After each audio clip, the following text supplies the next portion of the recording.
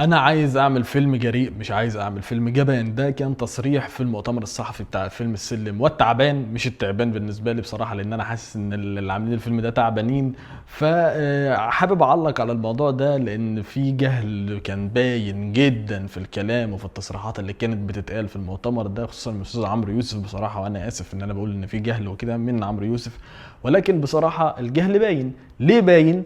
لان احنا في مصر يا جماعه مش عايزين نعمل فيلم جريء، ومش عايزين نعمل فيلم جبان. احنا عايزين بصراحه نعمل فيلم حلو، لان احنا بنعمل افلام، انا اسف في اللفظ يعني، في سوق الافلام عالميا يعني في العالم كله احنا تعبانين قوي.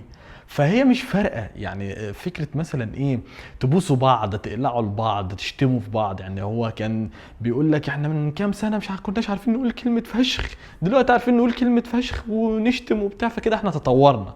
لا، انت تطورت من مثلا المؤدب لقليل الادب بس، لكن انت ما تطورتش في السينما بتاعتك ما تطورتش في شيء. كل حكايه ان انت بقيت بتشتم مش اكتر. يعني هل احنا مثلا كمان كام سنه لو بقى في شتيمه صريحه، هل كده نبقى احنا تطورنا واحنا بنعمل نفس الصناعه؟ طب هل كمان كام سنه لو سبينا الدين لبعض مثلا في فيلم، لو في ممثل صحي الصبح سب الدين للتاني، كده انت بقى تطورت فشخ؟ فاهم؟ ما يعني انا مش فاهم يعني هل التطور في ده؟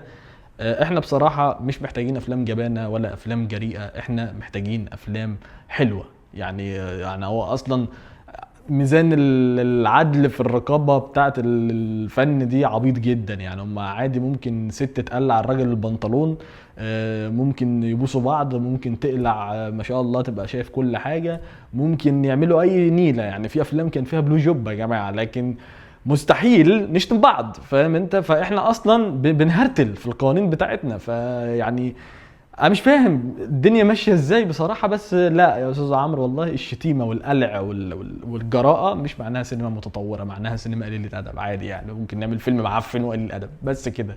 وده كان رايي في التصريحات اللي طلعت. اتمنى يكون انت كمان عندك راي وتكتبه لي في الكومنتات اذا كنت مختلف او متفق معايا في اي حاجه. وتابعني بنزل محتوى عن التمثيل. سلام.